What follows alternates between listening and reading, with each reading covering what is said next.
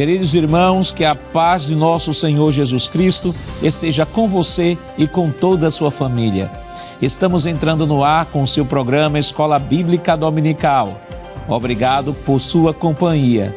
Estamos transmitindo esta programação através do Canal 14 em Recife e região metropolitana e pelas repetidoras em todo o estado de Pernambuco, pelo canal no YouTube Rede Brasil Oficial, também em formato de podcast no Spotify na Rede Brasil.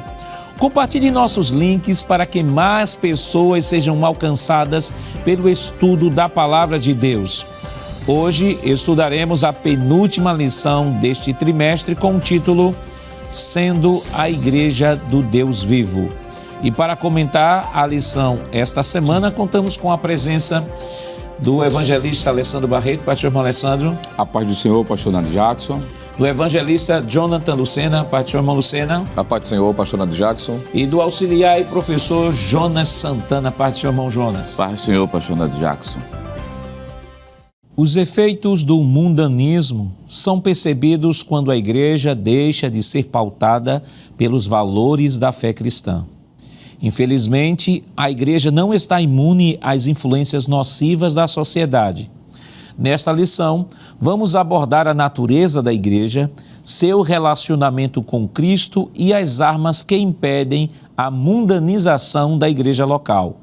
Mostraremos o papel da igreja do Deus vivo como coluna e firmeza da verdade. Evangelista Alessandro, o senhor poderia ler o texto áureo desta semana, por favor?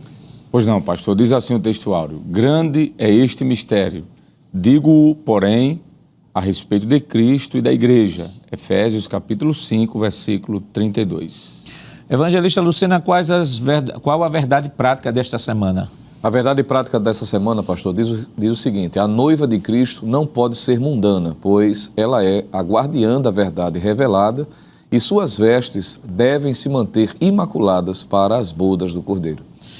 Irmão Jonas, quais os objetivos da lição desta semana? Pois não, pastor. Essa lição tem 3 objetivos. O primeiro, explicar a natureza da Igreja do Deus Vivo. Segundo, enfatizar o relacionamento de Cristo com a Igreja por meio da santificação. E o último objetivo, elencar as armas da Igreja do Deus Vivo. A leitura bíblica em classe para a lição de hoje está em 1 Timóteo, capítulo 3, versículos 14 ao 16, e Efésios, capítulo 5, versículos 25 ao 27 e versículo 32. Acompanhe conosco. Escrevo-te estas coisas, esperando ir ver-te bem depressa. Mas, se tardar, para que saibais como convém andar na casa de Deus, que é a igreja do Deus vivo, a coluna e firmeza da verdade. E, sem dúvida alguma, grande é o mistério da piedade. Aquele que se manifestou em carne foi justificado em espírito, visto dos anjos, pregado aos gentios, criado no mundo e recebido acima, na glória. Vós, maridos, amai vossa mulher, como também Cristo amou a igreja e a si mesmo se entregou por ela, para santificar, purificando-a com a lavagem da água pela palavra, para apresentar a si mesmo igreja gloriosa, sem mácula, nem ruga, nem coisa semelhante, mas santa e irrepreensível.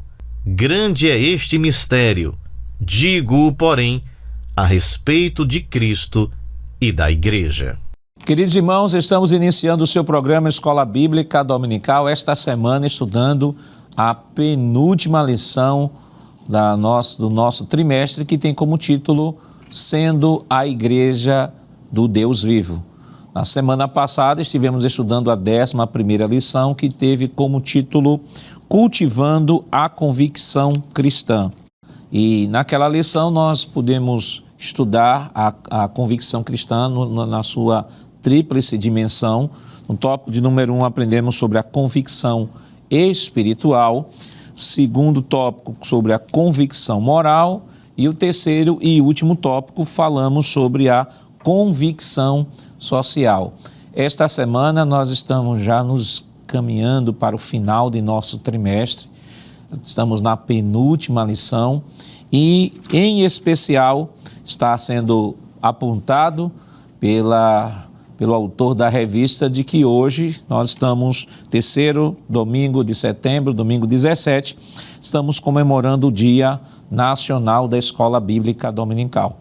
Por isso, antes de comentarmos ou entrarmos no comentário da lição, vamos trazer aqui um breve resumo da Escola Bíblica Dominical aqui no Brasil. E eu queria chamar a primeira tela, Evangelista Alessandro, se o senhor pudesse ler e pudesse trazer uma visão panorâmica sobre a Escola Dominical aqui no Brasil. Pois não, pastor. Então, falando sobre a Escola Bíblica Dominical no Brasil, os missionários escoceses Robert e Sarah Kelly são considerados os fundadores da Escola Dominical no Brasil. Em 19 de agosto de 1855, na cidade imperial de Petrópolis, no Rio de Janeiro, eles dirigiram a primeira escola dominical em terras brasileiras. Sua audiência não era grande, apenas 5 crianças assistiram àquela aula. Então fica aí, pastor, agendado e marcado no calendário de Deus para o século XIX iniciar no Brasil. E é interessante e começa com crianças, né, pastor? Parece que isso se repete no mundo todo, né? Isso, perfeito. O trabalho da Escola Bíblica Dominical sempre iniciou com os pequenininhos, né? Isso. É uma marca da Escola Dominical. Vamos para a próxima tela. O senhor continua, por favor. Sim, senhor, pastor. Falando sobre a Escola Dominical no Brasil, ainda em agosto de 1911, 2 meses após a fundação da Assembleia de Deus, é realizada a primeira escola dominical na casa do irmão José Batista Carvalho, na Avenida São Jerônimo, no estado do Belém. Havia pelo menos 4 classes, homens, senhoras, meninos e meninas. Naquela escola cooperavam como professores, naquela época, os seguintes irmãos: missionário Samuel Nistro, sua esposa, a irmã Lina Nistro, uma outra irmã Capitolina Soares, o irmão Antônio Mendes Garcia, Manuel Maria Rodrigues, a irmã Amélia Anglada, o irmão Plácido Aristóteles e também o presbítero José Plácido da Costa e outros servos de Deus. Interessante, pastor, aqui se a gente poderia fazer uma observação, porque o texto diz que em agosto de 1911, 2 meses após a fundação das Assembleias de Deus, porque os missionários chegam no ano de 1910, no ano de novembro, mas só no mês de junho de 1911 é que inicia oficialmente, então, a Assembleia de Deus. Então, de junho para agosto, são 2 meses da fundação da Assembleia de Deus no Brasil. Só para fazer uma revisão aqui, nós temos o primeiro registro da Escola Dominical em solo brasileiro. Isso. Século XIX. Perfeito. Século XIX, por aquele casal de missionários. Isso. A Assembleia de Deus vai ser fundada no século XX, né? 1911, 2 meses após a fundação da Igreja Assembleia de Deus, a primeira aula de escola bíblica dominical na cidade de Belém, no estado do Pará. E aí nós temos o registro da Escola Bíblica Dominical em solo brasileiro de perspectiva bíblica pentecostal com a Assembleia de Deus. E nós queremos chamar a próxima tela, e aí nós temos uma foto, né, um registro histórico sobre a Escola Bíblica da Assembleia de Deus em São Cristóvão, realizada em agosto de 1929. Estava no pastorado do pastor Gunnar Wingren, e vê-se sentados à direita os jovens obreiros Silvio Brito e Paulo Leivas Macalão. Vamos para a próxima tela. Aqui nós temos apenas uma síntese dessa história e aqui começa a nossa história aqui no estado de Pernambuco. Eu queria que o senhor lesse e comentasse um pouco. Pois não, pastor. Se o senhor me permite antes, só para fazer uma pequena observação, porque pode trazer, de repente, confusão na cabeça de alguém que não sabe os detalhes da história. Foi dito ali que 2 meses depois da fundação da Assembleia de Deus. Esse nome Assembleia de Deus no Brasil só é colocado 7 anos depois da fundação, não é? Que é em 1918, mas naquela época era chamado de Missão da Fé Apostólica. É um dado importante, pode ser que alguém vá pesquisar e nesse ano não encontre o nome Assembleia de Deus no Brasil. Né? É porque a história está sendo contada de frente para trás. Exato, pastor. Então fica mais fácil, né, para os irmãos entenderem. Sim, senhor. Pois então, voltando aqui para a Assembleia de Deus em Pernambuco, no ano de 1922, o missionário Joel Carlson oficializou a Escola Bíblica Dominical na Igreja Assembleia de Deus aqui em Pernambuco. E o missionário Joel Carlson foi o primeiro professor e também o primeiro dirigente da Escola Bíblica Dominical na nossa igreja. Interessante que a Assembleia de Deus em Pernambuco, digamos assim, pastor, é quase que pioneira também a nível de Brasil, né? A foto anterior que foi mostrada é em 1929, salvo engano, não é isso? Aqui são 7 anos antes daquela foto, não é? Então são 100 anos, né? 101 anos, basicamente, né? E a Assembleia de Deus em Pernambuco, pastor, tem um marco, né? Não só no ciclo de oração adulto, não só na harpa cristã, mas na escola bíblica dominical. É um dos estados mais antigos onde esse trabalho funcionou, pastor. E por falar nisso, né, nossa igreja em escola dominical, irmão Lucena, é centenária, né? Perfeito. Agora, em 22, completou 100 anos. Nós iríamos fazer essa comemoração, mas em decorrência da pandemia que houve, né, entre 20 e 21, não houve. Este ano nós já tivemos treinamento de EBF, que tem como tema Aprendendo na EBD, que vai contar um pouco da história da fundação da Escola Bíblica Dominical aqui no estado de Pernambuco e também um pouco da história da harpa cristã, porque o pastor Joel Carlson não foi apenas missionário, não foi apenas pastor, não foi apenas professor de EBD e dirigente de EBD, mas também foi compositor de hinos da harpa cristã, e isso estará sendo contado na EBF, que será vivenciada no próximo ano aqui no estado de Pernambuco por todas as escolas dominicais no estado de Pernambuco. Então, isso é uma data que a gente não pode deixar passar. Perfeitamente, pastor. Isso mostra, não é, o quanto esta igreja tem conservado o que os pais, não é, imprimiram como sentimento daquilo que se é extraído da própria Bíblia, que é o cuidado, o zelo doutrinário, o amor pela palavra de Deus. Aquilo que começou desde Neemias, no capítulo 8, essa metodologia de ensinar, o que trouxe as balizas para a escola dominical, e a nossa igreja, hoje na direção do pastor-presidente, pastor Ailton José Alves, tem desfrutado, não é, desse crescimento saudável, exatamente pelo compromisso que se tem a Escola Bíblica Dominical. E por falar em Escola Bíblica Dominical, irmão Jonas, nós teremos aqui um evento histórico no dia 16 a 18 de novembro, Conferência de Escola Bíblica Dominical aqui no estado de Pernambuco, onde estaremos celebrando os 100 anos da nossa escola dominical e também os 100 anos da harpa cristã. É um trabalho que está direcionado para todos os dirigentes, professores de EBDs e também dirigentes de campanha, evangelizador e professores discipulados, que teremos uma sala específica para este público, e os irmãos que daqui do estado de Pernambuco, de nossa igreja, que estará sendo, embora realizado pela CPAD, mas é um evento da nossa igreja e a DPE, então os irmãos de nossa igreja, que são professores, dirigentes, professores de discipulado, aqui da região metropolitana, podem procurar o seu coordenador de área para realizar a sua inscrição, e os irmãos do interior do estado procurem o seu pastor setorial ou pastor da filial para buscar orientação sobre como se inscrever. Então, esse evento também é um evento histórico, em parceria com a CPAD, que vai marcar e celebrar esse momento tão importante. Acredito que todo professor de escola dominical, dirigente, faça um esforço para participar, porque, como o senhor está dizendo, pastor, é um evento histórico que está marcando, são 100 anos de escola bíblica dominical. E merece aqui também uma observação. Veja que a escola dominical começou com essas classes, todas divididas por sala. Começou primeiro com crianças, né, como já foi mencionado aqui pelo evangelista, mas tem um slide anterior que mostrou justamente as classes, né? E aqui em Pernambuco, de norte a sul, vamos dizer aqui em Pernambuco mesmo, né, a gente vê que as nossas escolas dominicais estão divididas também por salas. Por que eu estou dizendo isso? Porque em muitos estados já não é mais assim. Então parece que perde aquela ideia de escola, mas aqui, graças a Deus, nosso pastor e os que passaram aqui têm preservado esse sentido do que é escola dominical, dividido por faixas etárias e por classes. Isso é um marco da Assembleia de Deus e um marco nosso aqui, né? Não preciso dizer pelo Brasil afora que muitas vezes isso não é respeitado, mas aqui, graças a Deus, isso é respeitado. E o nosso pastor é um dos maiores incentivadores do trabalho de escola dominical e tem investido pesadamente mesmo aqui na escola dominical no estado de Pernambuco. Então, evangelista Alessandro, a nossa lição esta semana tem como título Sendo a Igreja do Deus Vivo. Vamos primeiro trazer assim, uma visão panorâmica sobre a igreja. Eu queria que trouxesse a primeira tela, por favor. Nós temos aí a palavra igreja. Eu queria que o senhor lesse e pudesse comentar, por favor. Pois não, pastor. O texto diz que o vocábulo igreja é formado por duas palavras gregas. Primeiro, pelo prefixo ek, que significa a partir de, dentro de ou para fora de. E depois pela expressão klesis, que significa chamada, vocação, convite.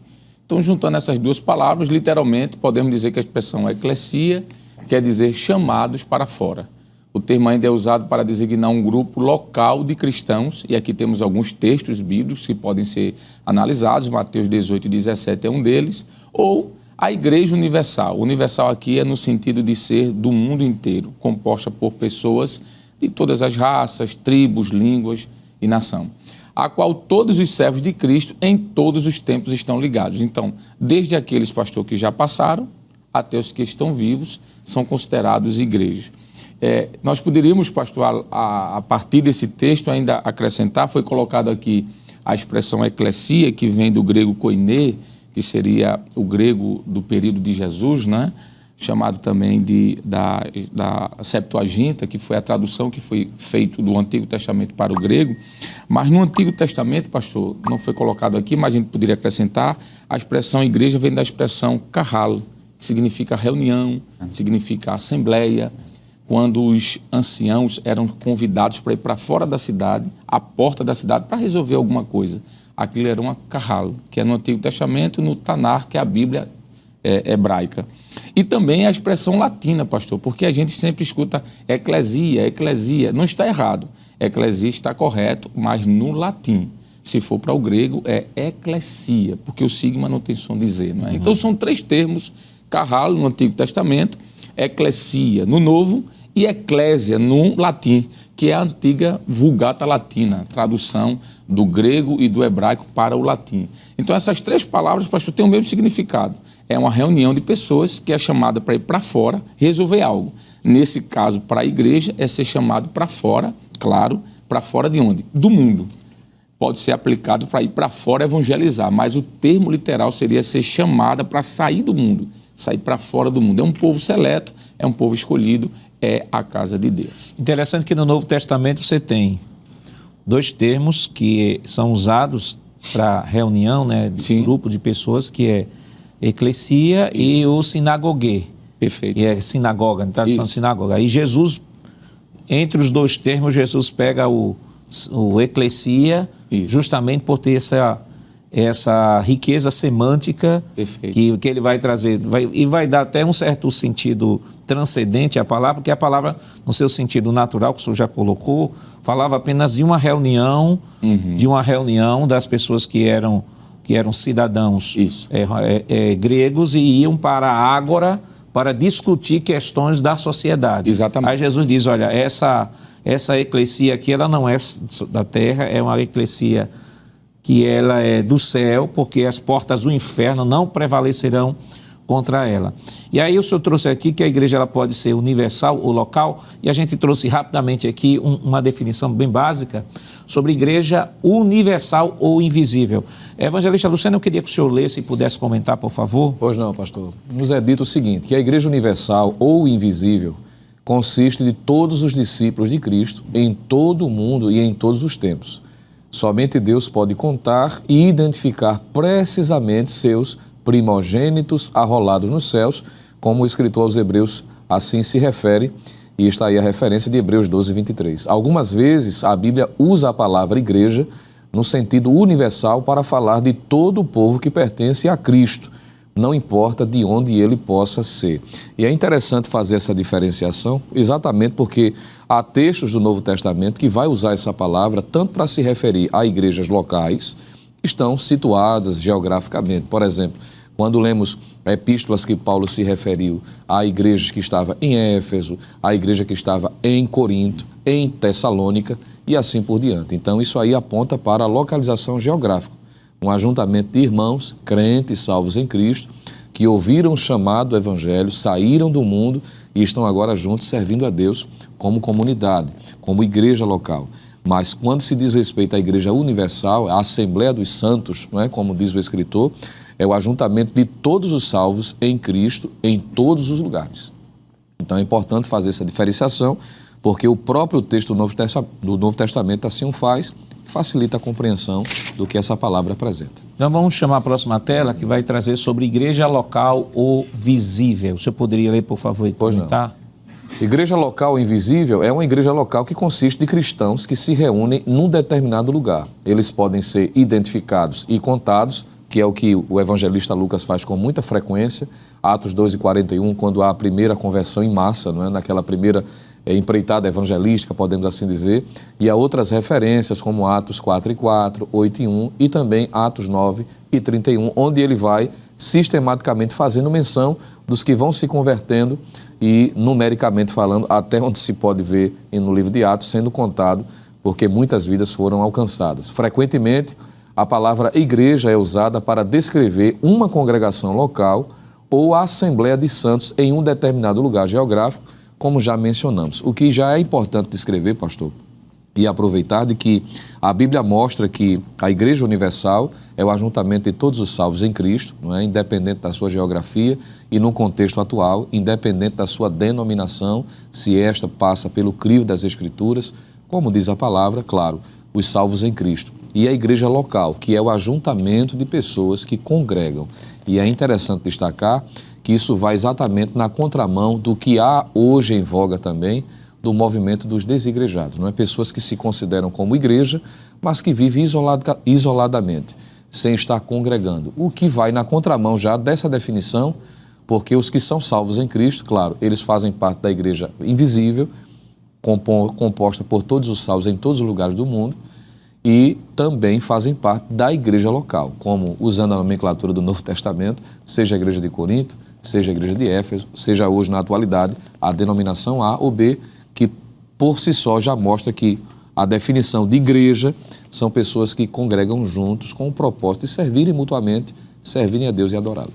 Irmão Jonas, além da igreja ser universal ou local, ela é também, eu queria chamar a próxima tela, ela é também chamada de igreja militante ou atuante. O que é que quer dizer isso? O slide, né, mostra o seguinte, traz um breve comentário. A igreja militante, ou melhor, da terra, designa os membros que vivem hoje sobre a terra, membros estes que lutam incansavelmente contra os poderes do diabo, do mundo e da própria carne. O que seria justamente essa igreja militante ou atuante? As duas coisas devem ser consideradas aqui, que luta contra os poderes do diabo, contra o mundo e contra a carne. Quer dizer, faz parte da natureza da igreja ser contra esse sistema. O título da nossa lição diz assim, sendo a igreja do Deus vivo. Quer dizer, para ser a igreja do Deus vivo, tem que ser militante ou atuante. Quer dizer, não tem como eu ser igreja do Deus vivo e me acomodar com o mundo.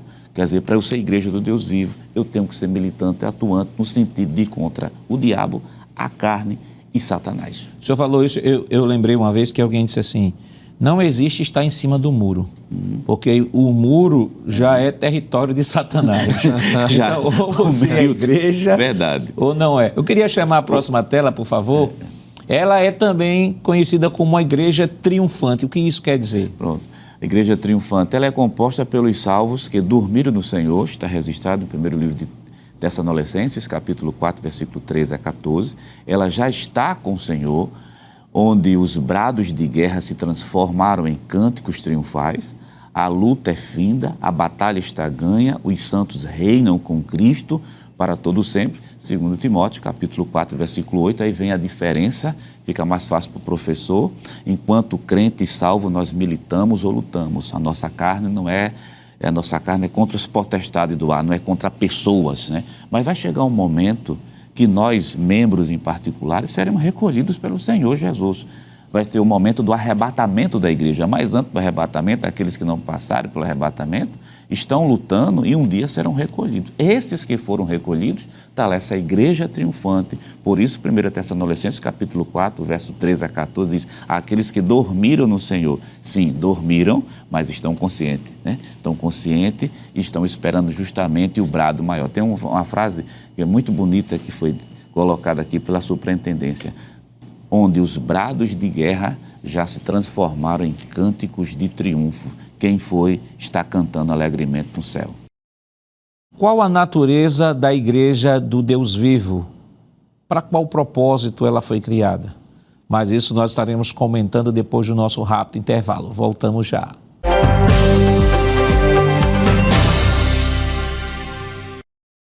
Queridos irmãos, estamos de volta em seu programa Escola Bíblica Dominical, esta semana estudando a 12ª lição, que tem como título Sendo a Igreja do Deus Vivo.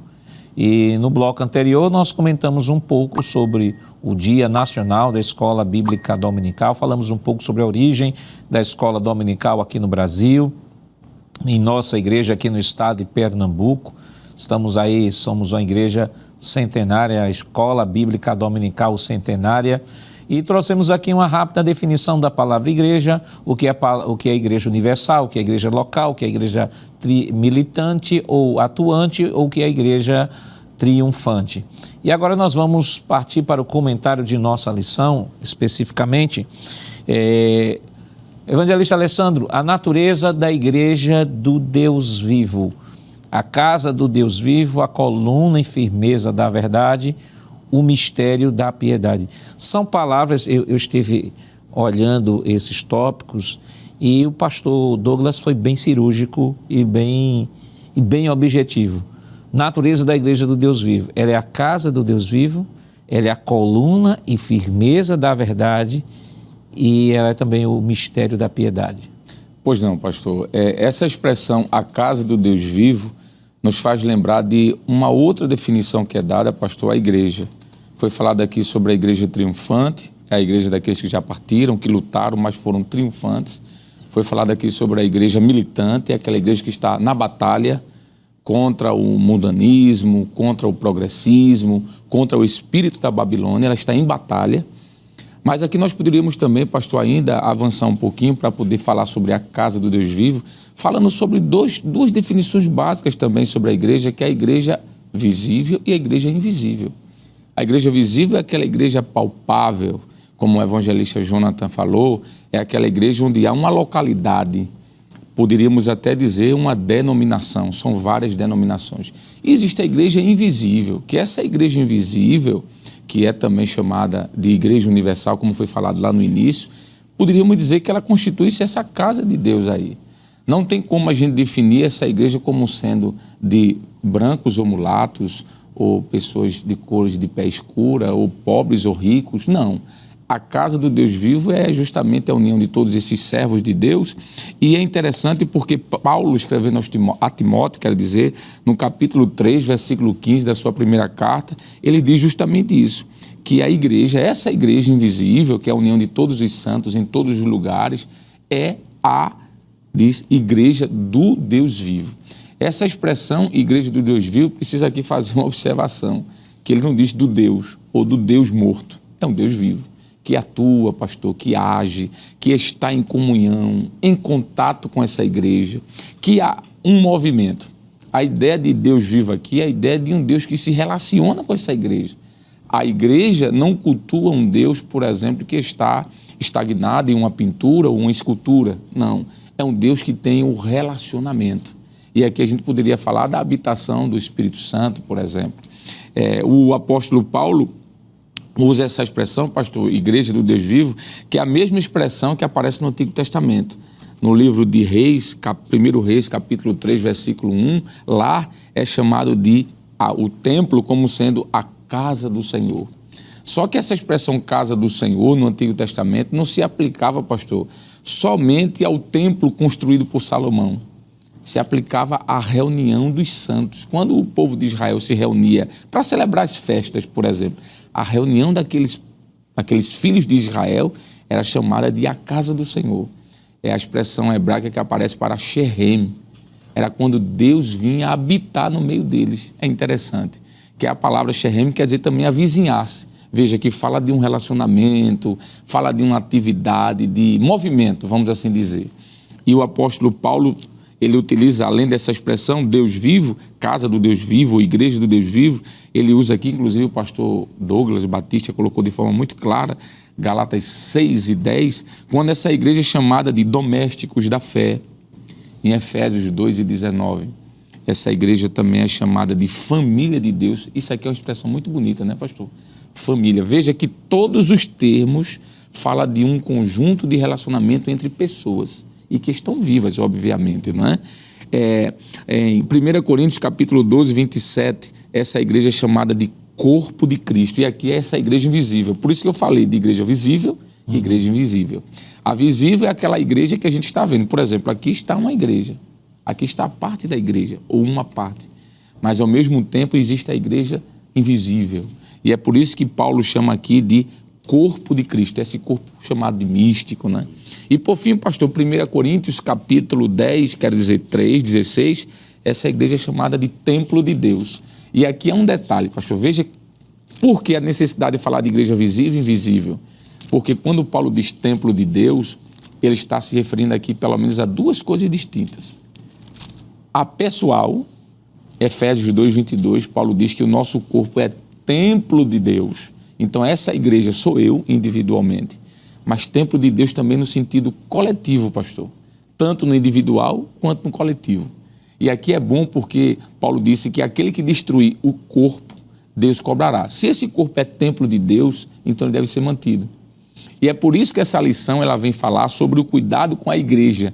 Não é a igreja no sentido apenas institucional, mas é a igreja no sentido espiritual.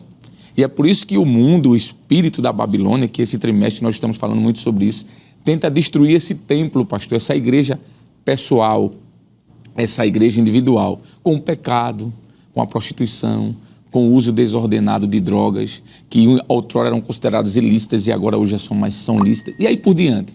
Então, essa definição da natureza da igreja é muito profunda, pastor. E eu creio que na própria lição já tem aqui uma definição bem vasta sobre isso. E vale pontuar, evangelista Lucena, de que quando falamos sobre igreja, como já foi dito aqui, né? A igreja universal, igreja local, igreja militante, igreja triunfante, é que a igreja visível, invisível, igreja a corpo de Cristo, o corpo místico de Cristo, ou o corpo espiritual de Cristo.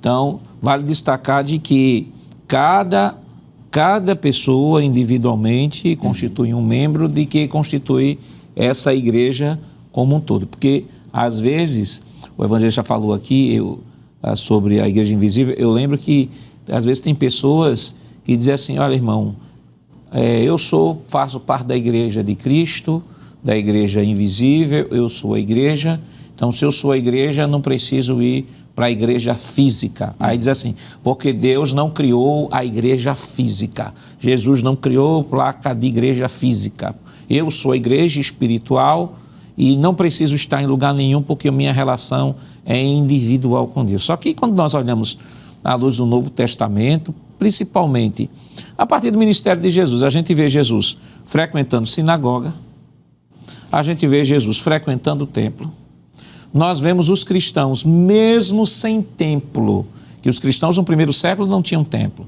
Aí Lucas vai registrar, e perseveravam unanimemente no templo todos os dias. Sim, mas que templo era esse que, já que os cristãos não tinham templo? Era o templo dos judeus. Tem uma tradução que diz assim, perseveravam unanimemente no pátio do templo, que é justamente o pátio dos gentios. Ou seja, a necessidade de congregar era tão grande que diz assim, embora que a gente não possa entrar no templo dos judeus, só pertence aos judeus, mas a gente fica aqui no terraço, a gente fica aqui fora, no pátio, a gente se reúne e congrega. Quer dizer, não tem como desconectar. Observe que todos os termos aqui que o pastor trouxe, que a Bíblia traz, é sempre a ideia de coletividade, de reunião, das pessoas unidas. Nós temos aqui domésticos da fé, família de Deus, corpo de Cristo. Então, a ideia é sempre da reunião, como o evangelista aqui tratou. Sempre da reunião, de estar todo mundo junto, aprendendo e crescendo. Logo, a ideia de desigrejado, ela é uma ideia antibíblica. Com certeza, pastor. Vai totalmente na contramão, como já vimos, da própria definição da palavra igreja e do conceito prático que ela nos leva a perceber, que é o que Jesus espera daqueles que o servem. Enquanto o senhor estava falando, por exemplo, que essa tentativa de se justificar, dizendo que a pessoa sozinha, ela se constitui como corpo, vai também na contramão do que Paulo descreve com muita facilidade, não precisa muita coisa. Ao lermos 1 Coríntios capítulo 12, ele vai trazer, não é, essa informação de forma mais precisa, mostrando a inter-relação que deve haver entre os membros, e essa união, de fato, constitui o corpo. Hein? Mas cada um, por si só, não é corpo, mas é membro. E isso deve ser considerado. A própria recomendação dos apóstolos em nos motivar a exortarmos mutuamente, exortai-vos uns aos outros. Ora, isso fala do convívio, isso fala de uma aproximação, de um ajuntamento. O Senhor estava tratando a respeito do ajuntamento que se era possível até um certo ponto da história do primeiro século, no pátio. Depois, quando isso é vetado, os discípulos permanecem reunidos em casas, não é, porque não tinha um lugar oficial, formal, possível para se reunir. Quando não se reuniam em casas, se reuniam nas próprias catatumbas, não é? Nos cemitérios da época, como aquele livro As Catacumbas de Roma mostra, um livro muito conhecido, e mostram que eles tinham essa necessidade de se ajuntar, sejam em casas pela necessidade, seja em lugares até difíceis, mas tinham essa pretensão, porque isso é um princípio. Inclusive elementos que diz respeito à vivência da igreja. Por exemplo, uma pessoa para ser batizada, como é que funciona se está sozinha, pastor? Uma pessoa que celebra a Santa Ceia, como fará sozinha? Então veja que até os elementos que diz respeito à vivência cristã apontam para essa inter-relação. E a própria terminologia, enquanto o senhor estava falando, evangelista Alessandro, sobre a questão de casa, o que aponta, senão a questão da familiaridade? De estar junto, estar reunido, é a linguagem que a Bíblia usa. Então, tudo fora disso, pastor, vai na contramão, pode ser considerado qualquer outra coisa, menos igreja. O senhor falou aí, Coríntios, gostaria de ler aqui 1 Coríntios capítulo 12, versículo 12 e versículo 14.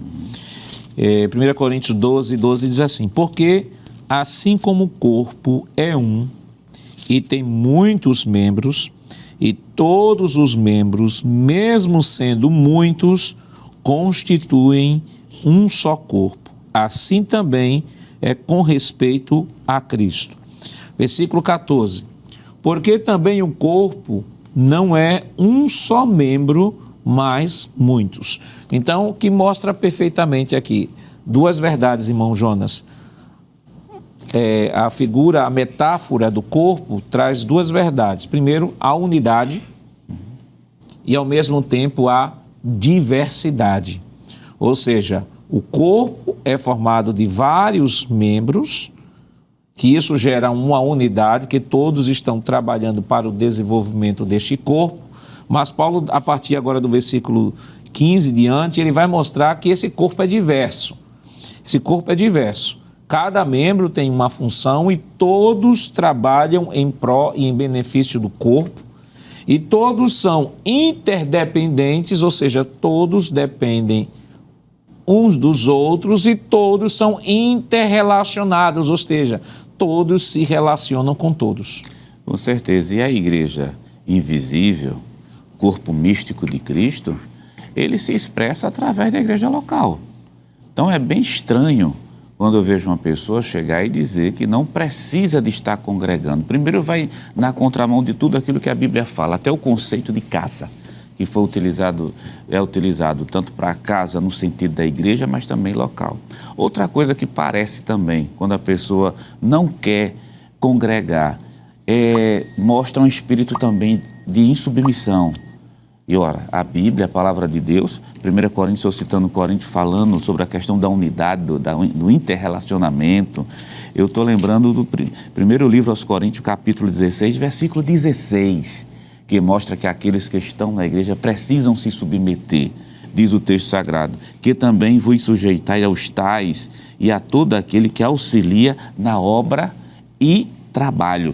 Quer dizer, observe que quem está na igreja invisível, que está presente na igreja visível, ele precisa congregar e ele estando congregando, ele vai estar sob autoridade. Ora, dizer assim, eu não preciso porque Jesus me deixou assim, dessa maneira, é bem confuso, porque você olha lá para o Atos dos Apóstolos, já foi mencionado aqui pelos evangelistas, e está no texto bíblico, a ideia de congregar é muito forte, a ideia de estar junto é muito forte. Isso mostra, pastor, a ideia de corpo, né, que se manifesta nas ações, né? O corpo vai se manifestar justamente nas ações. Ora, aí Deus colocou cada um no corpo, diz o texto bíblico, como Ele quis. Então, esses dons se manifestam aonde? Na igreja local.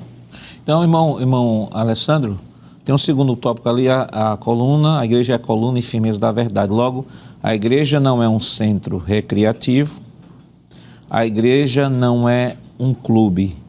A igreja, ela expressa a verdade de Deus. Logo, essa igreja, ela não pode ser uma igreja relativista com relação aos valores, ela não pode viver copiando o mundo, porque ela já perde a natureza, porque primeiro, se ela é a igreja do Deus vivo, ela não pode copiar o mundo. Segundo, se ela é coluna e firmeza da verdade, ela vai reproduzir a verdade do caráter do Deus a quem ela está ligada, a quem ela foi constituída enquanto igreja. Então, não se tem como harmonizar, não se tem como relativizar valores cristãos e, ao mesmo tempo, assumir o título de igreja nesse mundo. Sem sombra de dúvida, pastor. E essa expressão que Paulo utiliza para a igreja, primeira carta de Paulo a Timóteo, capítulo 3, versículo 15, a parte final, quando ele diz que convém andar na casa de Deus, que é a igreja do Deus vivo, ele diz a coluna e firmeza da verdade. Isso mostra de que a responsabilidade da igreja é justamente propagar a verdade de Deus. E por isso, pastor, tanta perseguição contra esta igreja. Desde os primórdios até hoje, volto à temática do trimestre, o espírito da Babilônia batalha contra a igreja justamente por isso, para que esta verdade não seja proclamada. Por que é que existe tantos sentimentos de empatia em relação à igreja? Porque tudo aquilo que é verdadeiro a igreja defende. Voltando aos aspectos que foram mencionados nesse trimestre, a igreja defende, pastor, a sacralidade da vida. É o que está na Escritura. A igreja defende, pastor, por exemplo, a submissão dos filhos aos pais. Está na palavra. A igreja defende a santidade do corpo, a abstenção de toda e qualquer prática pecaminosa, adultério, fornicação, prostituição. E essa verdade que a igreja defende, Paulo utiliza a expressão como coluna. O que é uma coluna? A coluna é o que sustenta um prédio, não é? É o que sustenta um prédio. O mundo que estamos vivendo, pastor, ele só não está num caos porque ainda existe a igreja. A igreja é quem sustenta essa verdade. E é por isso que o autor da lição, pastor Douglas, disse que a coluna e firmeza da verdade. A Bíblia assegura que a igreja do Deus vivo é essa coluna. Nesta metáfora ele diz, a igreja é o fundamento que sustenta a verdade. Todo e qualquer projeto do adversário é que essa coluna seja ruída, que ela seja abalada, que ela seja relativizada, como o senhor disse. E, infelizmente, a gente sabe, pastor, que do século XVIII para cá, com o advento aí do iluminismo e da teologia, chamada teologia liberal, algumas colunas, vamos assim dizer, locais, igrejas locais, foram influenciadas por esse espírito secularista, progressista, ateísta, e tem até dessacralizado a própria Escritura, dizendo que isso aqui não é a verdade absoluta.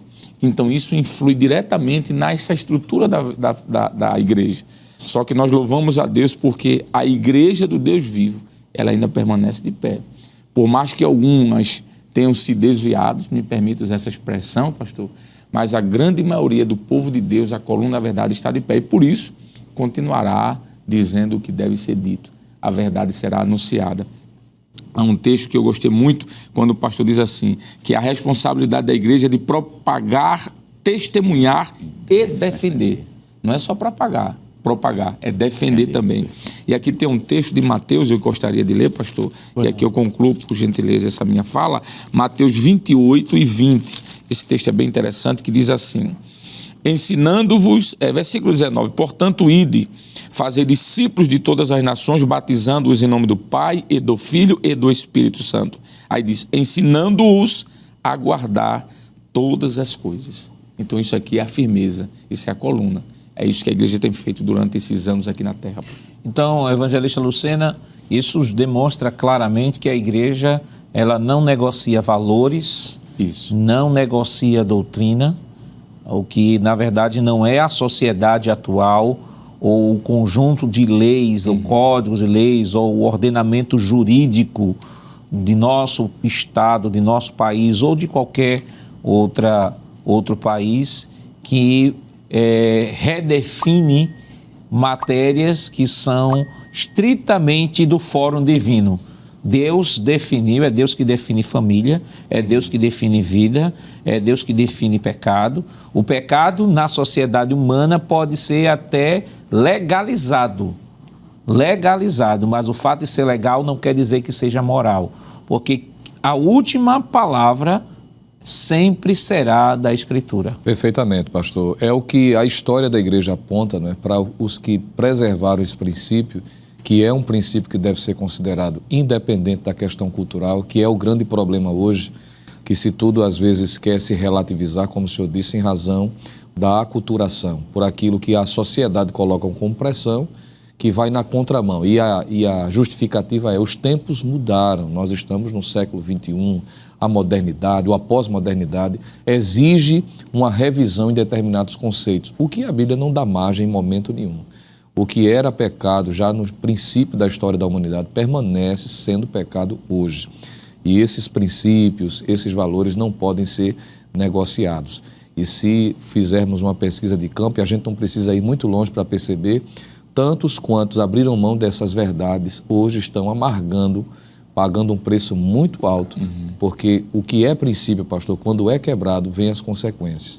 Nós estamos hoje vivendo uma realidade muito preocupante na sociedade moderna, em razão da quebra de determinados princípios.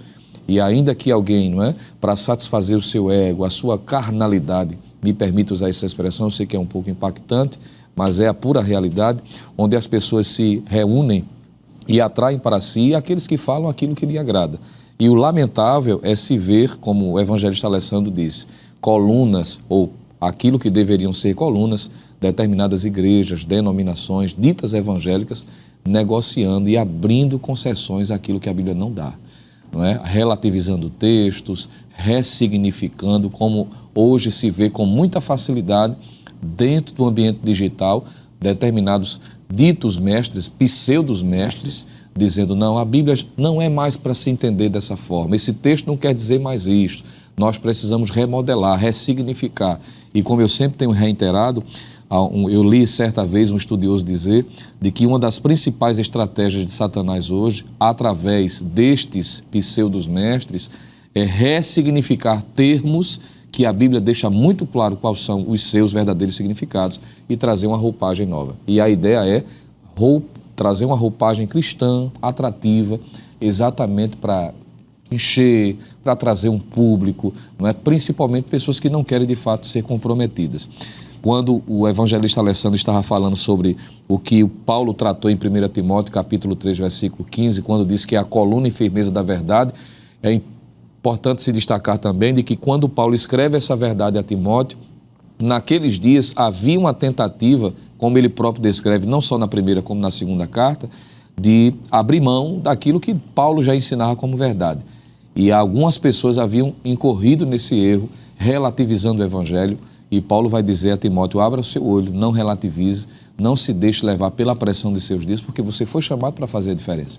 Paulo tanto orienta o evangelista Timóteo, como a igreja de um modo geral, para não ser levado por essa onda. O que a gente vai saber, que vai ganhar aquela roupagem, principalmente a partir do terceiro século, que é o gnosticismo. E qual era a principal defesa do gnosticismo?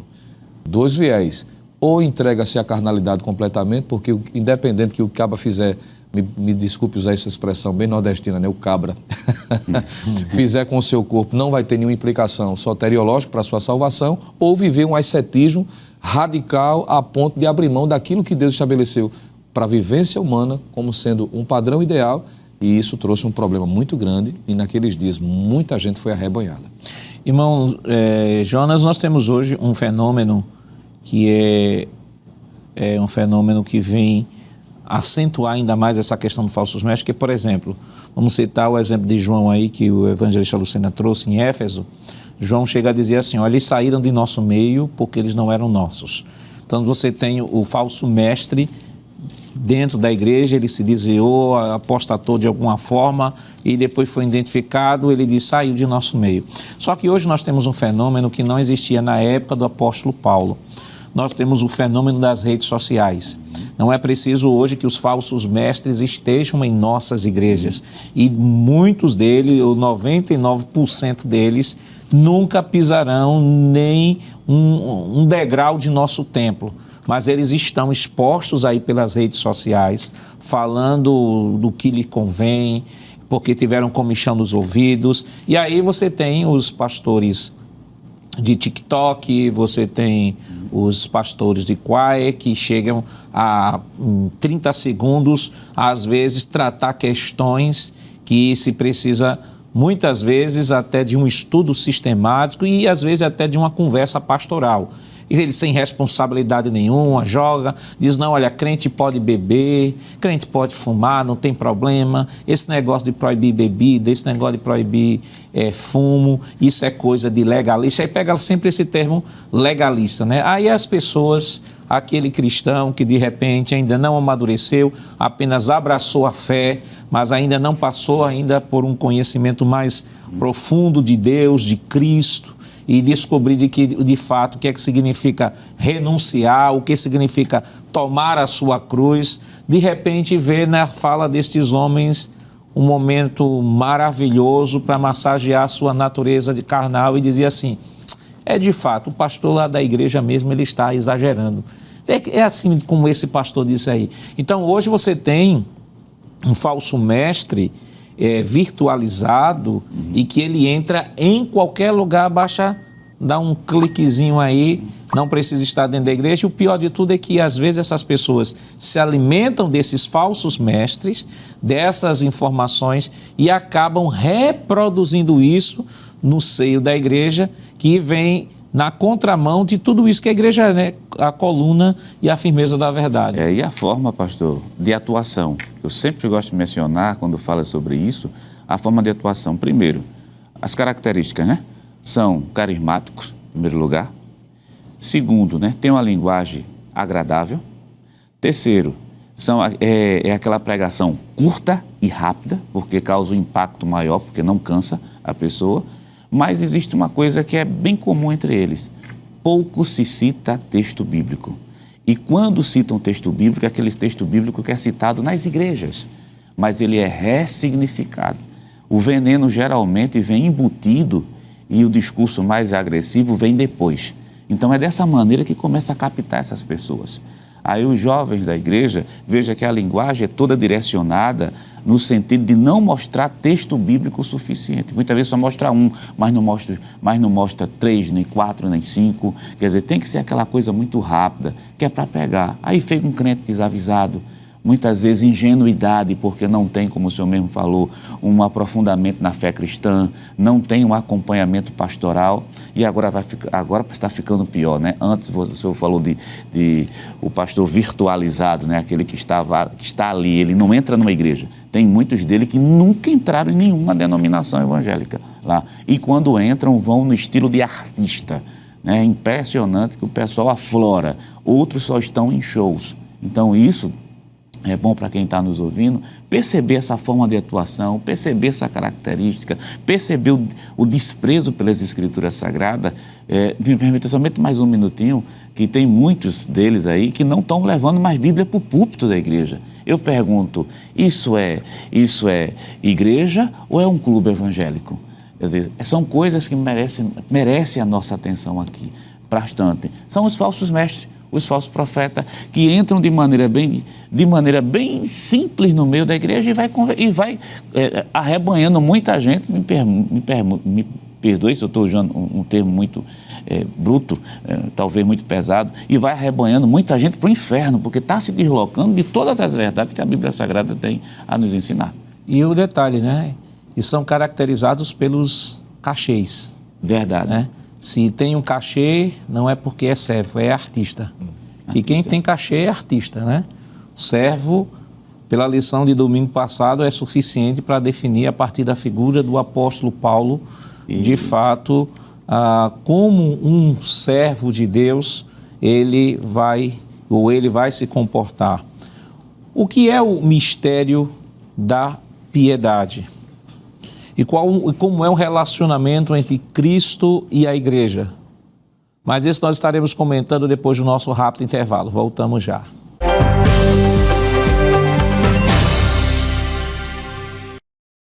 Queridos irmãos, estamos de volta para o último bloco de seu programa Escola Bíblica Dominical. Esta semana estudando a 12ª lição, que tem como título Sendo a Igreja do Deus Vivo. No bloco anterior, nós estávamos comentando o primeiro tópico e deixamos para comentar o terceiro subtópico do primeiro tópico, que é o mistério da piedade. Eu queria chamar a tela, por favor, com a definição de piedade. Evangelista Alessandro, gostaria que o senhor pudesse ler a definição e poder comentar. Pois não, pastor. Então, a expressão piedade vem do grego eusebeia, formado de eu, que é a ideia de bom, e sebomai, que quer ser devoto. Denota a devoção, denota a devoção ou piedade que, caracterizada por uma atitude voltada para Deus, faz o que lhe é extremamente agradável. Em 1 Timóteo 6:3, a doutrina que, segundo a piedade, é a expressão que aparece no texto, significa aquilo que é consistente com a piedade, em contraste com os falsos ensinos. Eu penso, pastor, que essa expressão eusebeia tem muito a ver com o que Jesus também disse, lá em Mateus, capítulo 5, e o versículo 13 em diante, quando ele diz assim: vós sois o sal da terra, e se o sal for insípido, com que há de salgar? Para nada mais presta, senão para lançar fora e ser pisado pelos homens. Verso 14, vós sois a luz do mundo, e não se pode esconder uma cidade edificada sobre um monte, nem, versículo 15, nem se acende uma candeia e se coloca debaixo do alqueire, mas no velador, e dá luz a todos os que estão em casa. Então, essa ideia de mistério da piedade, pastor, fala dessa característica de piedade da igreja, de santidade, não é? Claro que esse mistério foi dado a santos e por isso eles devem viver em santidade. Então, de forma resumida, lá no finalzinho do parágrafo, o pastor Douglas disse que assim a igreja é a fiel portadora dessa verdade. E ele cita aqui a segunda carta que Paulo escreve aos Coríntios, no capítulo de número 2 e o verso 17, quando diz: porque nós não somos como os muitos que ganham falsificando a palavra de Deus, antes a falamos em Cristo com sinceridade, antes como Deus com sinceridade, antes como de Deus na presença de Deus. Então, resumindo, mistério da piedade é a defesa da santidade, sendo um representante de Deus aqui no mundo. Então vamos para o tópico 2 de nossa lição, Cristo e o relacionamento com a igreja. Evangelista Lucena, o pastor Douglas abriu 2 tópicos aí: santificação e pureza. Está falando do relacionamento entre Cristo e a igreja, um relacionamento que envolve santificação e pureza, e é também um relacionamento que fala de um relacionamento glorioso e irrepreensível. O que é que a gente pode comentar? Pois não, pastor, nós diríamos que essa é a expressividade de quem defende, não é, os princípios e as verdades que já foram aqui descritas.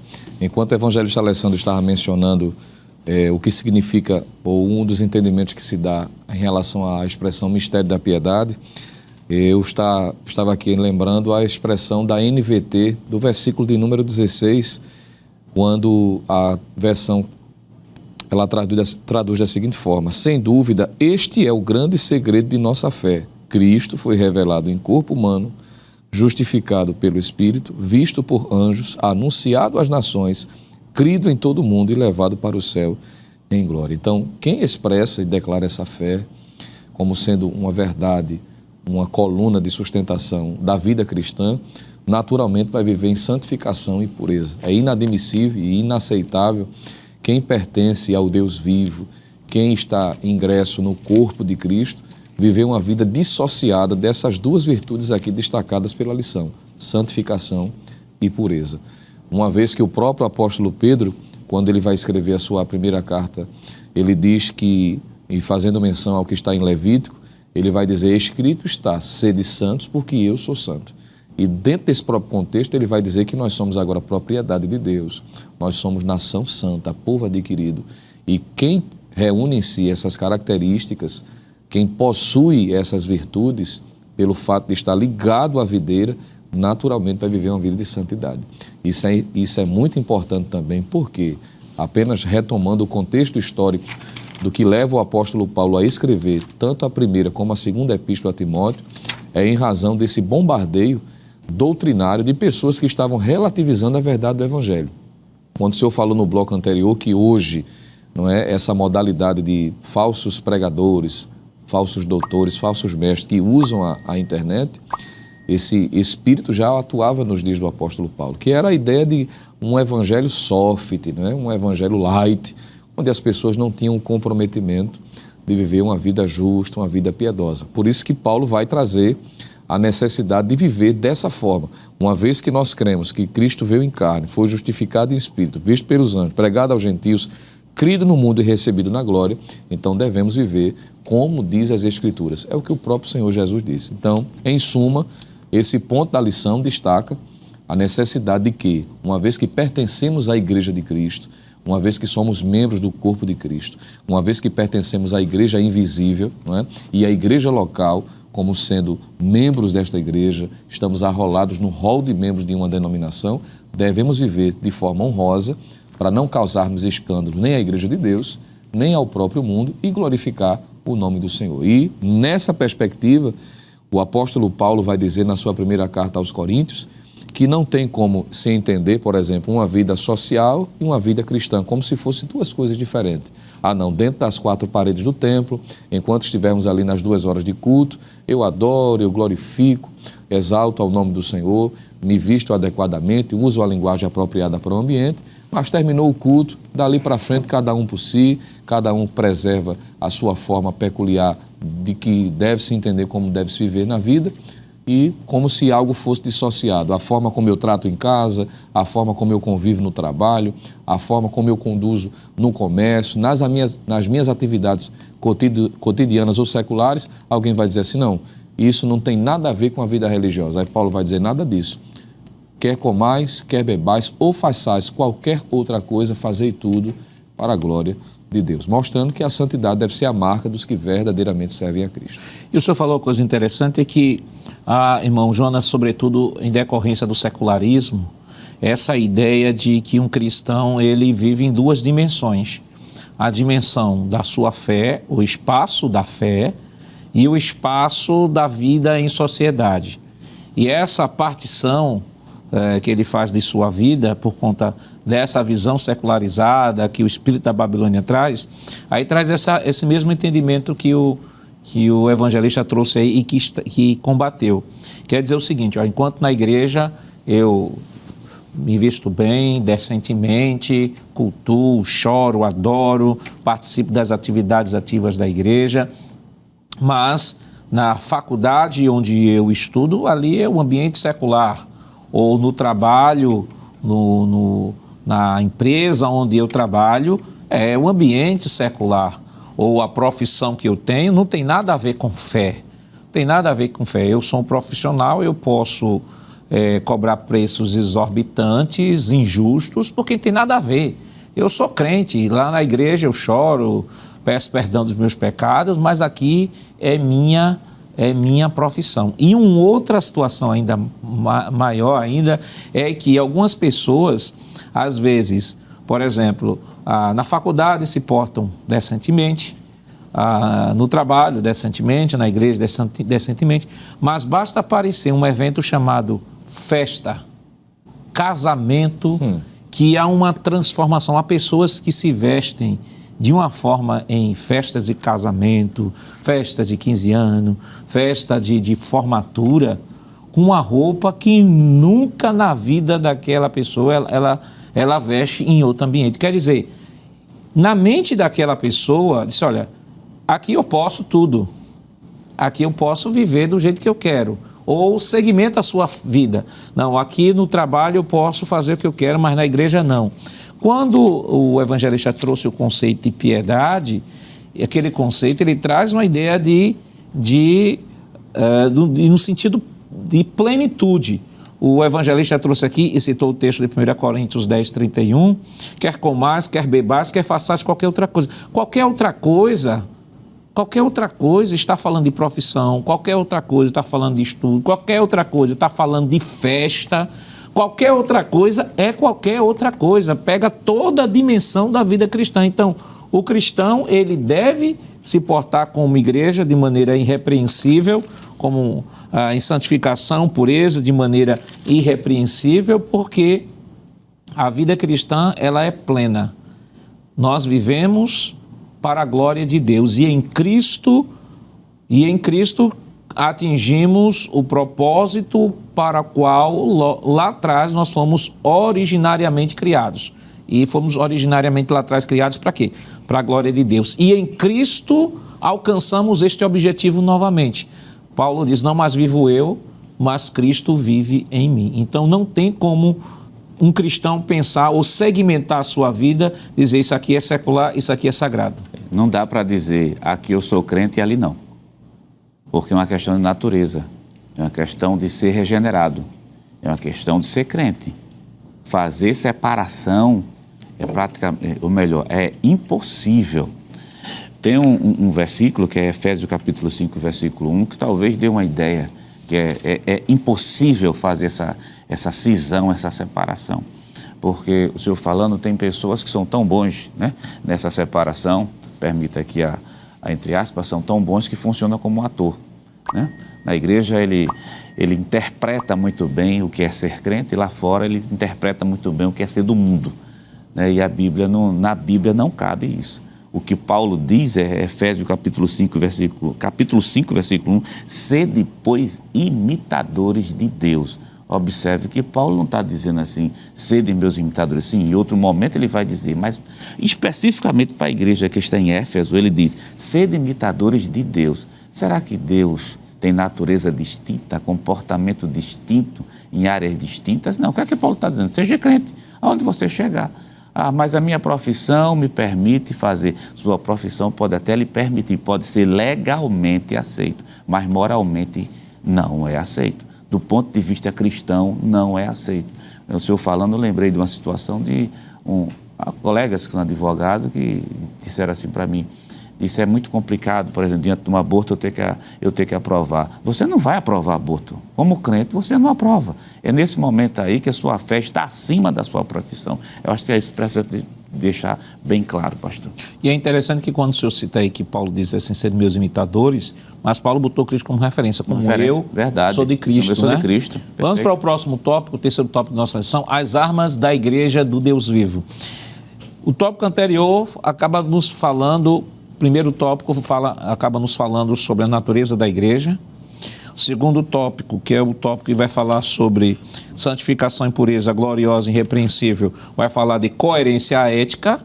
E agora nós vamos falar sobre as armas da igreja do Deus vivo. O zelo pela verdade e o ensino da verdade. O que é que a gente pode comentar, evangelista? Pastor, estamos vivendo a época do evangelho situacionista. O que seria isso? É um tipo de evangelho que não é o evangelho verdadeiro. Ele se coaduna, ele se adequa, ele é líquido, né? Ele se ajusta à situação em que ele está sendo pregado. O evangelho, por exemplo, que prega a união entre dois homens ou duas mulheres, é um evangelho situacionista. Um evangelho que se ajusta à prática do aborto, é um evangelho situacionista. Um evangelho que se ajusta, por exemplo, ao uso desenfreado de drogas. Enfim, isso não é pregar a verdade. Uma das armas da igreja é zelo pela verdade. E a palavra de Deus é a palavra de Deus em qualquer momento. O texto de Lucas 21 e 33 diz, passará o céu e a terra, mas as minhas palavras não hão de passar. O que foi dito há 2000 anos atrás como errado, é errado hoje. Então esse zelo é a arma da igreja. Jesus disse, quando nós olhamos para João, capítulo 17, versículo 17, ele diz assim, santifica-os na tua verdade, a tua palavra é a verdade. Então, pastor, uma das armas da igreja, já que estamos falando de igreja, como coluna e firmeza da verdade, é esse zelo, pastor, pela verdade. O evangelho ele não vai se situar, ele não vai se amoldar com o que um departamento jurídico, um departamento político, um departamento social ou cultural da sociedade queira implantar. Jamais. Então, a arma que a igreja tem em suas mãos hoje, pastor, além da arma espiritual, que é a armadura de Deus, obviamente, Paulo fala que nós temos em nossa disposição as armas espirituais, a igreja também tem a arma física, que é a palavra de Deus. Se a Bíblia diz que é pecado, é pecado. Então, esse zelo pela verdade, isso é uma arma da igreja contra o secularismo, o progressismo, a vida, esse ministério da Babilônia que nós estamos vivendo. Enquanto os senhores estavam falando, eu estava me lembrando de pseudos movimentos ditos evangélicos, pastor, que mudou tudo. Mudou tudo. Hoje você olha, nem nome de igreja tem mais. Já começa por aí, coloca nome de alguma coisa.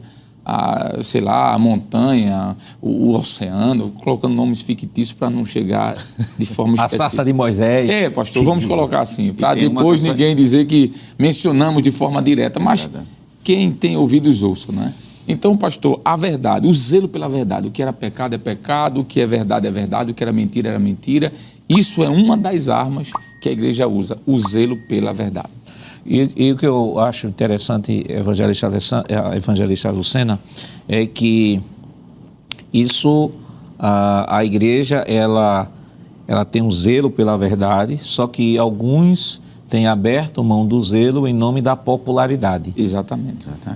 Importante é ter muitos seguidores nas redes sociais, o importante é ter muitos likes. Eu já vi alguns desses influenciadores evangélicos aí entrarem pavorosa porque se envolveram com alguma polêmica aí e tal, e de repente alguém foi em outras redes falar mal dele ou dela e eles começaram a perder seguidores. E eu vi literalmente uma pessoa altamente desesperado porque tinha pedido seguidores. Disse assim, olha, eu perdi tantos seguidores, veja aí no canal se você não está recebendo notificação minha, num desespero frenético, né? Eu disse, olha, a preocupação não é com zelo doutrinário. A preocupação não é com falar a verdade, porque falar a verdade numa sociedade relativista está fora de moda. O espírito da Babilônia, a gente tem visto que ele tem atuado de tal forma que alguns países, você não pode, é absurdo, você não pode nem chegar em frente a uma instituição que é a favor do aborto e você ficar lá fora com os olhos fechados, orando em espírito, porque é crime. Veja, você se deduz até que a pessoa está cometendo um crime por estar orando. Quer dizer, o espírito da Babilônia sabe o poder que tem a oração, o poder que a igreja do Deus vivo tem, e por isso proíbe até de falar de Jesus, proíbe até Bíblia nas escolas, proíbe-se até de orar, e há pessoas que estão sendo demitidas ao redor do mundo por irem de contra a agenda do espírito da Babilônia. Então, quando uma igreja ela se propõe a abrir mão do zelo em prol da popularidade, dos likes, então chegou a sua decadência. Perfeitamente, pastor. Então, enquanto o senhor estava falando dessa ideia populista, né, me veio à lembrança uma personalidade atual das redes sociais, não vou dizer o nome, vou usar a fala do evangelista Alessandro para ninguém pensar que a gente está se referindo diretamente, que a pessoa chegou a dizer em uma entrevista que desistiu de colocar em suas redes sociais textos bíblicos, versículos da palavra de Deus, porque isso não traía exatamente curtidas, né? Que é o interesse da maioria dessas pessoas. O que vai naturalmente na contramão do que o próprio Senhor Jesus fez. Enquanto o Senhor falava sobre a questão da preocupação de seguidores, Jesus não tinha essa preocupação. Ele queria que as pessoas o seguissem, no sentido evangélico da palavra, mas pela finalidade de libertação, de transformação, de compromisso com a verdade, e nunca em detrimento dela. Em João, no capítulo de número 6, nós encontramos um grupo de pessoas que seguiam a Cristo por conveniência, porque ele transformava, fazia milagres que traziam o saciar do material, e a ponto de Jesus dizer que estes o seguiam por causa do pão que ele multiplicava. E teve um momento do seu discurso, pastor, que não tem nada a ver com o discurso populista de hoje, que Jesus arrochou o nó, me permita usar essa expressão. De modo que o texto bíblico diz em João capítulo 6, versículo de número 60, que muitos, pois, dos seus discípulos, ouvindo isso, disseram, duro é este discurso, quem o pode ouvir? Eles não queriam ouvir uma palavra dura, apenas aquele que massageasse seu ego. E o texto bíblico diz, é claro, dizendo que estes, muitos dos seus discípulos, o abandonaram, não quiseram mais segui-lo. Jesus dirige-se para os 12 e pergunta, né, querem vocês também ir? E Pedro é enfático em dizer, para quem iremos nós? Só tu tens as palavras de vida eterna. Quando a pessoa abre mão da fidelidade, da verdade de Deus, é porque a sua vida espiritual já não está mais centrada na pessoa de Cristo. Quando assim o está, ela não abre mão da verdade. O apóstolo Paulo, escrevendo a sua segunda epístola a Timóteo, e eu quero finalizar essa minha fala lendo esse texto, ele vai exatamente ensinar o jovem obreiro como deveria ser a sua postura, já que as armas da Igreja do Deus Vivo, além do zelo, está aqui descrito como o ensino da verdade. Ele diz o seguinte, no capítulo 2 da segunda epístola a Timóteo, versículo 14, traze estas coisas à memória, ordenando-lhes diante do Senhor que não tenham contendas de palavras, que para nada aproveitam e são para a perversão dos ouvintes. Procura apresentar-te a Deus aprovado, como obreiro que não tem de que se envergonhar, que maneja bem a palavra da verdade. Mas evita os falatórios profanos, porque produzirão maior impiedade. E as palavras desses roerá como gangrena, entre os quais são Himeneu e Fileto, os quais se desviaram da verdade, dizendo que a ressurreição era já feita, e perverteram a fé de alguns. Todavia, o fundamento de Deus fica firme, tendo este selo. O Senhor conhece os que são seus, e qualquer que profere o nome de Cristo, aparte-se da iniquidade. Quando a pessoa de fato é comprometida, ela ainda que pague um alto preço, como o Senhor disse, que é perseguido por conta de preservar com zelo e propaganda a verdade, mas ainda assim se satisfaz porque está seguindo o princípio de seguir a Cristo incondicionalmente, ainda que sofra agravo ao fazer. Hoje o ensino, irmão Jonas, tem sido substituído, eu digo, pela teologia PP. O que é teologia PP? É a teologia do processo, propósito. Tudo que se fala hoje é processo, propósito. Agora, só que não se enfatiza que processo é esse, ou que propósito é esse. Porque esse propósito, por exemplo, se uma pessoa está ali sentada, está com um propósito contrário à vontade de Deus, e está sofrendo agrura porque se está indo na contramão do que Deus quer. Aí ele chega nessa igreja da teologia do PP, do processo propósito, vai dizer assim, olha, viva o seu propósito, ou passe o seu processo, mas não abra mão do seu propósito. Aí a pessoa está lá sentada com um propósito errado. Ela disse, é de fato, quando se poderia fazer a exposição das Escrituras? Então, a gente percebe que essas igrejas, que esses tipos de movimento acabam abrindo mão da sua identidade, do zelo pela verdade, do ensino da verdade, para massagear o ego, para criar um ambiente sugestivo, um ambiente escuro, um ambiente com uma luz especificamente para quem está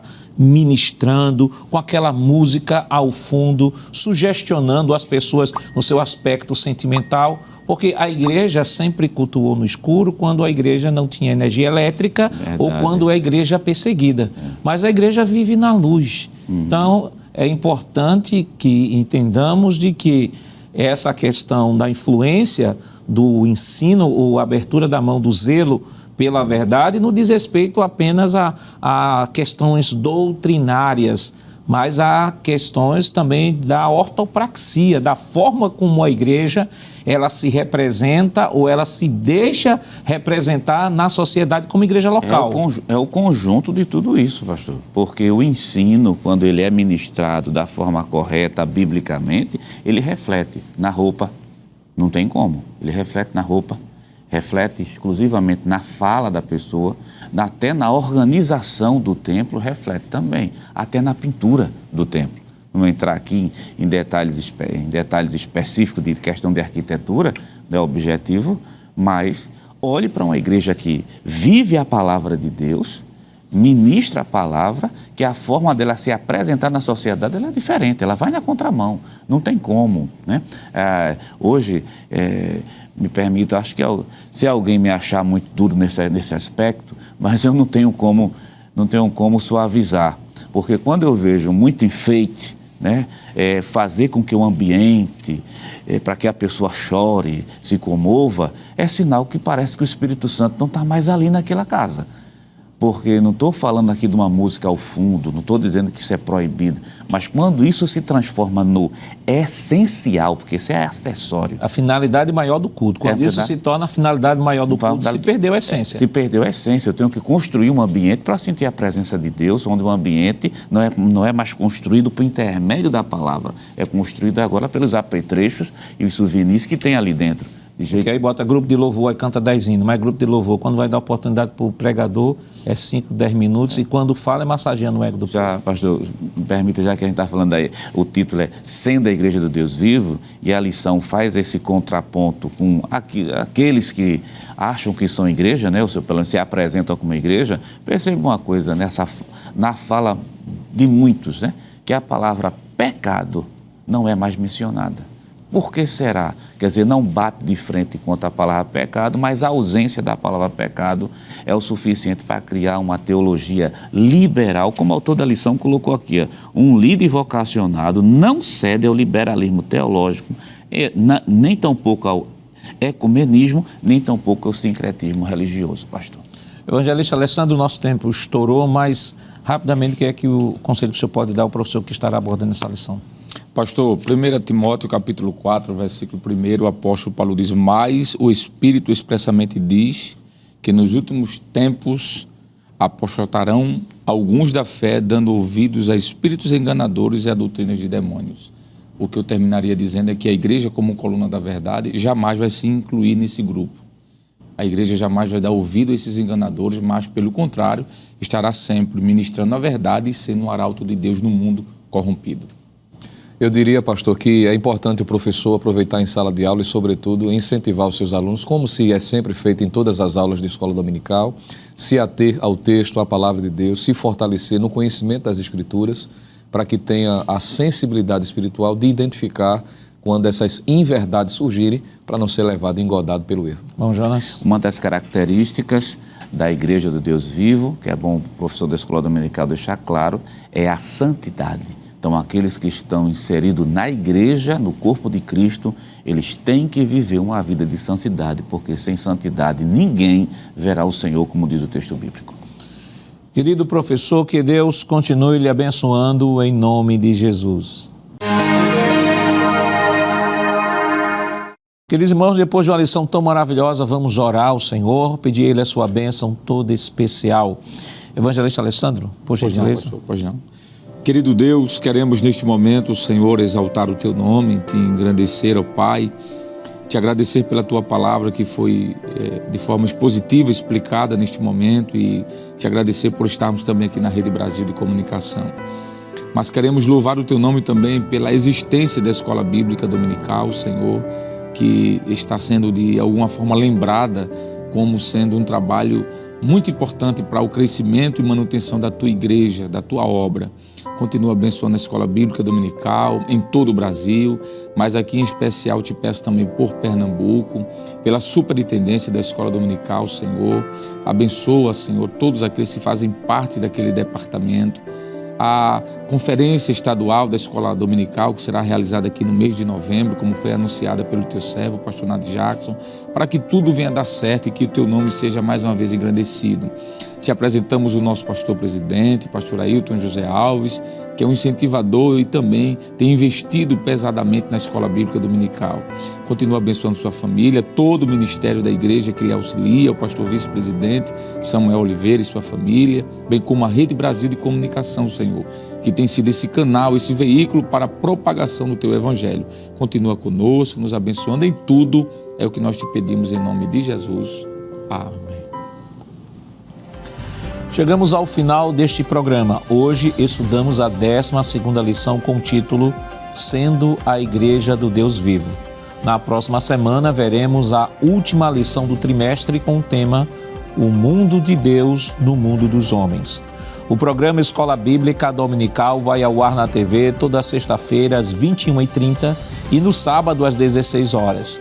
Também está disponível no formato de podcast no Spotify e em nosso canal no YouTube, Rede Brasil Oficial.